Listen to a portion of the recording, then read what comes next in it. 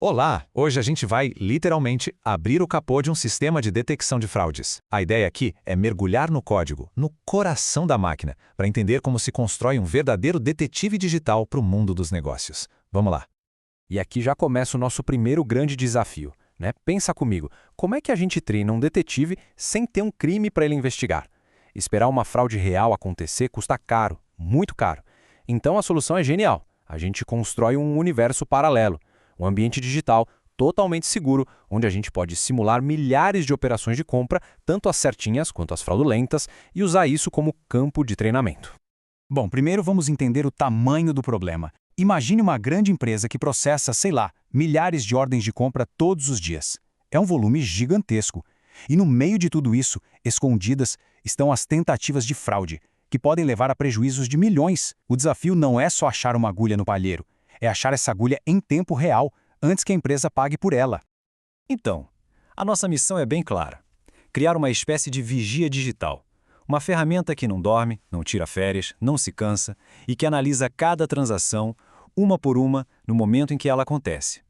O objetivo é simples: levantar a bandeira vermelha na hora, para qualquer coisa suspeita, antes que um único centavo saia do caixa.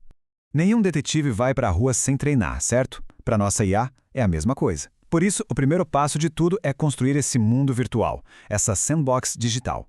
A gente precisa gerar uma massa de dados gigantesca que imita perfeitamente as operações de uma empresa real. É nesse ambiente controlado que o nosso sistema vai poder treinar e afiar suas habilidades. E o processo para construir esse mundo é fascinante. É quase uma receita de bolo digital. Primeiro, o sistema cria do zero todo um universo de produtos e fornecedores. Depois, ele estabelece um histórico de relacionamento entre eles, para parecer de verdade. Aí vem a simulação de milhares e milhares de compras normais do dia a dia. E por fim, o toque de mestre. O sistema vai lá e, de propósito, injeta as fraudes no meio de tudo. São essas as pistas que o nosso detetive vai ter que aprender a encontrar. E olha que interessante, a dose desse veneno da fraude é calculada. Apenas 3% de todas as transações são fraudulentas. Mas por que esse número? Simples. Se fosse muito mais que isso, a fraude seria óbvia demais, fácil de achar. Se fosse muito menos, o sistema quase não teria exemplos para aprender. 3% é o equilíbrio perfeito, um desafio super realista que força nosso detetive a ser muito, muito bom no que faz. E cada uma daquelas milhares de transações geradas se parece com isso aqui. Tem todos os detalhes, código da ordem de compra, data, produto, fornecedor, mas a coluna mais importante de todas é a última, Is Fraud Injected?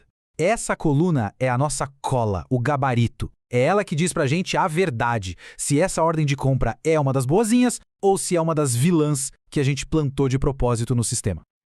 Ok, cenário montado, crimes plantados no sistema. Agora sim, entra em cena o nosso protagonista, o motor de detecção.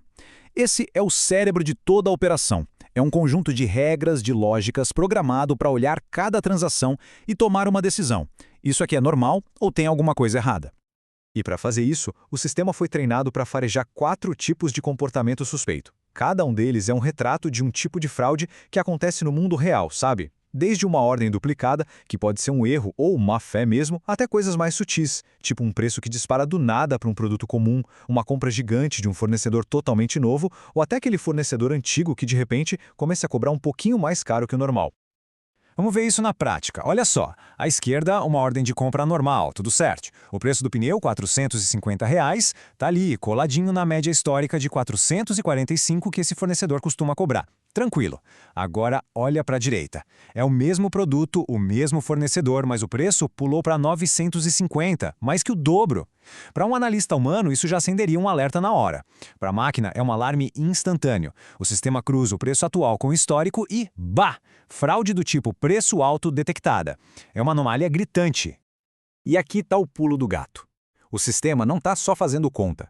Ele está, na verdade, codificando a experiência humana. Cada uma dessas regras de detecção é a digitalização daquele feeling, daquela intuição que um comprador experiente tem depois de anos de trabalho. A grande diferença é que a máquina consegue aplicar essa intuição em milhares de transações por segundo, sem parar, sem piscar. Muito bem, chegou a hora da verdade. A gente construiu o labirinto, a gente escondeu os bandidos e soltou o nosso detetive lá dentro. A grande pergunta agora é: Será que ele conseguiu encontrar todas as fraudes que a gente plantou? E, tão importante quanto, será que ele acusou algum inocente no meio do caminho? Vamos ver os resultados. E para medir esse desempenho, a gente usa uma ferramenta com um nome ótimo, a matriz de confusão. O nome pode parecer meio esquisito, mas a ideia por trás é super simples. Pensa nela como um placar que mostra exatamente onde o sistema acertou e onde ele errou, dividindo tudo em 4 categorias bem fáceis de entender. E aqui está o placar final. Vamos lá. Um falso positivo seria um alarme falso, sabe? O sistema gritar fraude para uma compra normal. Um falso negativo seria o pior cenário possível. Uma fraude real que o sistema não vê e deixa passar. E qual foi o resultado do nosso detetive? 0. 0 alarmes falsos e, o mais importante, 0 fraudes perdidas. Todas as 75 fraudes que a gente injetou foram pegas. É um desempenho simplesmente perfeito nesse nosso ambiente controlado. E esse desempenho perfeito se traduz nesse número aí. Um score de recall de 1.0, ou seja, 100%. Em detecção de fraude, recall é a métrica mais importante que existe. Por quê? Porque ela responde à pergunta: de todas as fraudes que realmente existiam, quantas você encontrou? É melhor ter um alarme falso de vez em quando do que deixar uma única fraude passar batida. E com um score de 1.0, o sistema provou que, para aquilo que foi treinado, ele é infalível. Encontrou todas. Mas beleza, os números são incríveis, perfeitos, só que eles contam só uma parte da história. Para a gente ter insights ainda mais profundos, o passo final é transformar essa montanha de dados e resultados em algo que a gente consiga enxergar.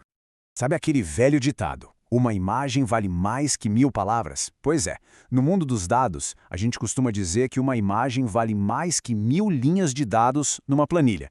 E é a mais pura verdade. Uma boa visualização não só mostra os números, ela conta uma história. Ela revela padrões que seriam impossíveis de ver de outra forma. O que o sistema faz, então, é gerar uma visualização como um gráfico 3D interativo.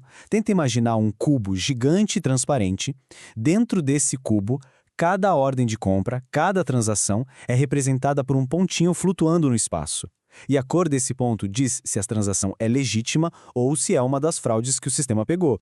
E cada eixo desse cubo está medindo uma dimensão de risco. Por exemplo, o eixo X mede o quão fora da curva está o preço. O eixo Y mede o valor total da ordem, se é uma compra cara ou barata, e o eixo Z pode indicar, por exemplo, se é um fornecedor totalmente novo para aquele produto. A lógica é que as transações fraudulentas vão se concentrar nos extremos, onde as coisas são mais estranhas. E o resultado visual é simplesmente fantástico.